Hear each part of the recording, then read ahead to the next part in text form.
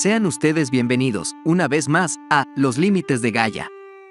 En esta ocasión, nos sumergiremos en 3 compendios de cuentos y uno de los libros más influyentes de toda la literatura occidental. Sin más que decir, comenzamos con este octavo wrap-up del canal.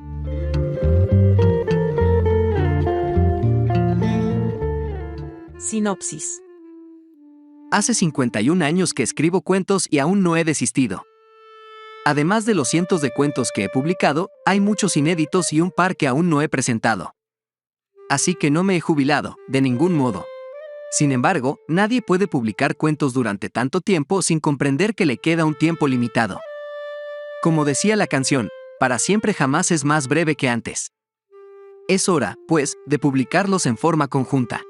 Aunque parezca engreído decirlo, con frecuencia me acusan de ser engreído, mis obras de ficción gozaron de popularidad desde el principio y han sido bien acogidas con el correr de los años. Pero no es fácil localizar cuentos que uno ya no tiene y desearía tener, o encontrar uno que oímos nombrar, pero nunca pudimos leer. Mis cuentos se publicaron originalmente en una multitud de revistas cuyos números originales son imposibles de conseguir. Luego, aparecieron en gran cantidad de antologías y compilaciones, también imposibles de conseguir. Estos tomos se publican con la esperanza de que los lectores de ciencia ficción y de literatura policíaca, pues también se incluirán mis cuentos de misterio, así como las bibliotecas, se abalancen ávidamente sobre ellos y despejen los estantes para dejar espacio a Isaac Asimov, cuentos completos. Iniciamos este volumen con 2 de mis colecciones de la década de los 50, con La Tierra nos basta y 9 futuros. El primero incluye algunos de mis predilectos, como Sufragio Universal, que trata sobre la máxima reforma electoral, Espacio Vital, que brinda a cada familia un mundo propio, Cuántos se divertían, mi cuento más publicado en antologías, El Chistoso, cuyo final sorprenderá sin duda a quienes no conozcan la historia, y Los sueños son cosa personal, por el cual Robert A. Heinlein me acusó de ganar dinero a costa de mis neurosis.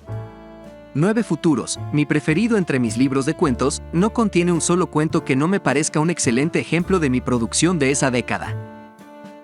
Ante todo está la última pregunta, mi predilecto entre todos los cuentos que he escrito. Luego está El niño feo, tercero en el orden de mis favoritos. Mis relatos suelen ser cerebrales, pero espero que este arranque un par de lágrimas al lector. Para averiguar cuál es el segundo en el orden de favoritos, tendrán ustedes que leer los siguientes volúmenes de esta compilación.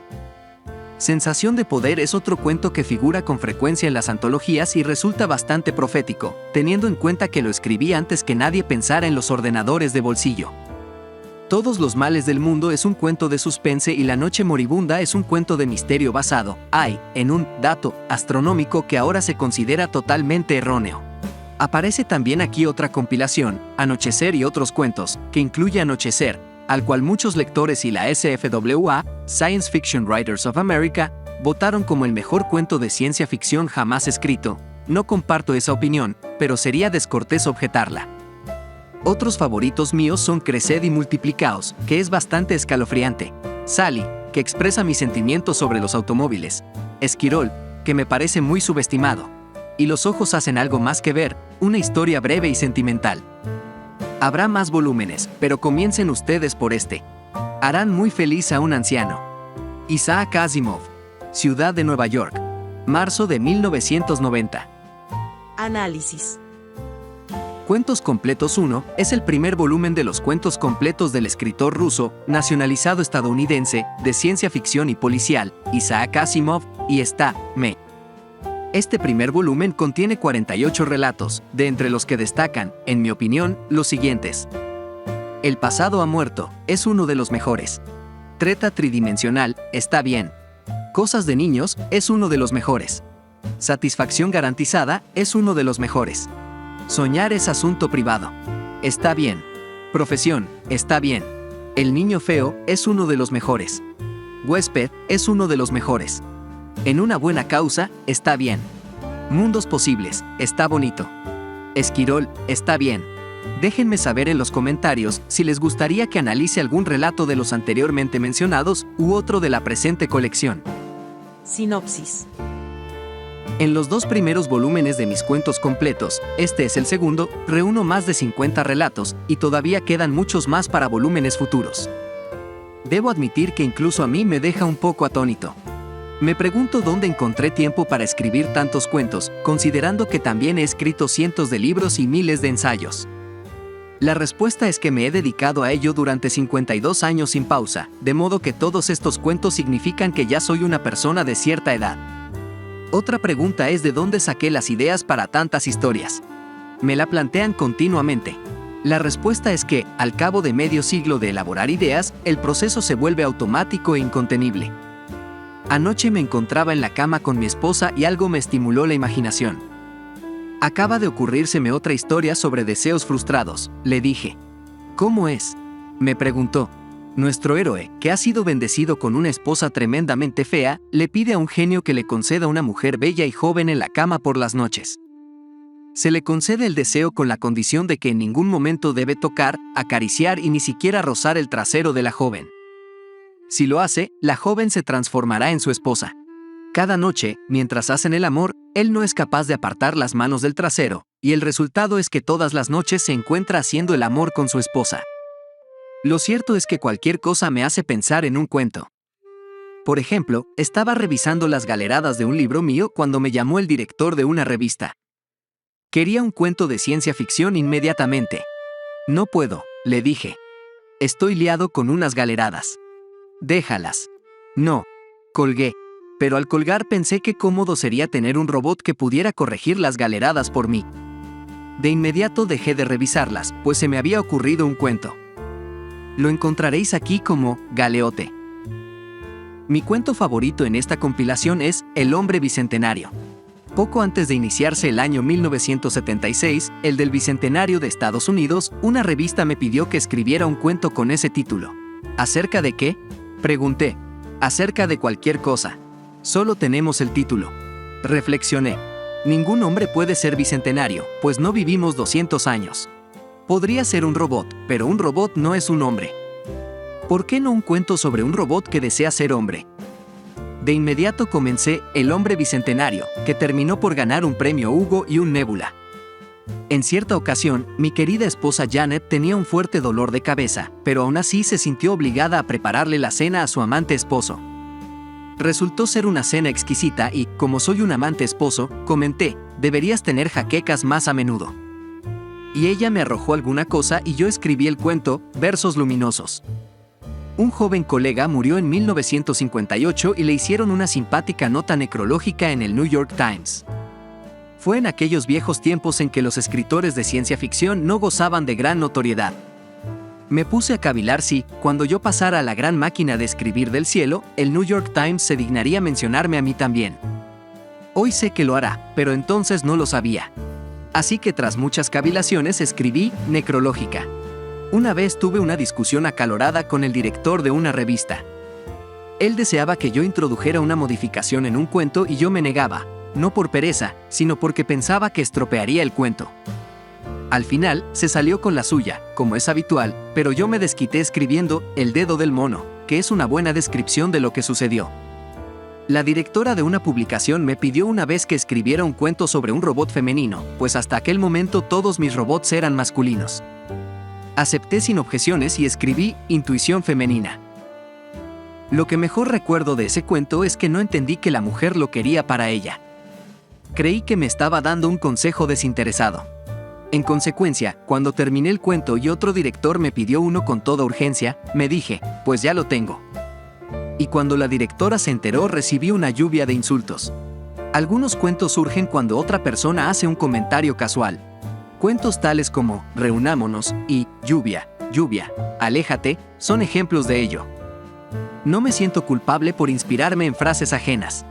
Ya que los demás no van a hacer nada con ellas, ¿por qué no usarlas? Pero lo cierto es que los cuentos surgen de cualquier cosa. Solo hay que mantener los ojos y los oídos abiertos y la imaginación en marcha.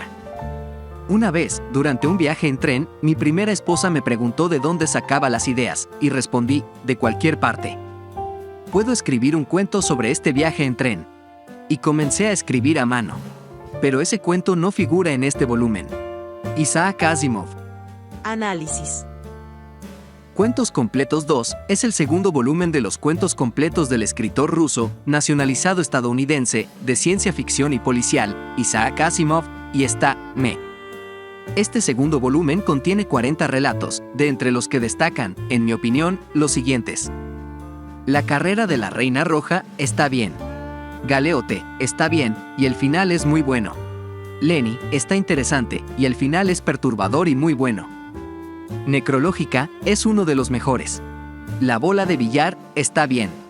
Intuición femenina, interesante crítica al machismo. Reflejo simétrico, está bien. ¿Qué es el hombre? Interesante, y el final es muy bueno. El hombre bicentenario es uno de los mejores, aunque creo que la versión novelizada es mejor. Déjenme saber en los comentarios si les gustaría que analice algún relato de los anteriormente mencionados u otro de la presente colección. Sinopsis. Durante varios años, Jacob y Wilhelm Grimm se dedicaron a recorrer las tierras alemanas para recobrar el rico acervo de los cuentos populares contados por el pueblo mismo. Su recopilación siguió un sistema de transmisión oral que ellos defendieron frente a las elaboraciones demasiado literarias y carentes de la naturalidad propia del cuento genuinamente popular. Esta edición recoge los cuentos completos de los hermanos Grimm, siguiendo la última edición revisada por ellos, que iban añadiendo cuentos en sucesivas ediciones. En este primer volumen encontrará el lector cuentos tan conocidos como El pescador y su mujer, Hansel y Gretel o Caperucita, la célebre Caperucita de Grimm, que frente a la de Perrault tiene dos finales distintos y ambos felices. La presente edición va enriquecida con una introducción de Hermann Grimm, hijo de Wilhelm, y con los prólogos que los dos hermanos fueron aportando a cada nueva edición. Análisis.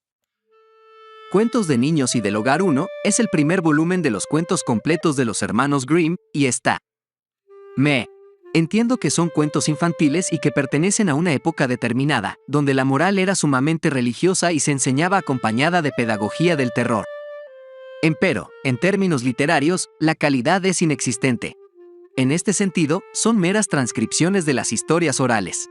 Este primer volumen contiene 51 cuentos, de entre los que destacan, en mi opinión, los siguientes. El gato y el ratón, socios, está bien.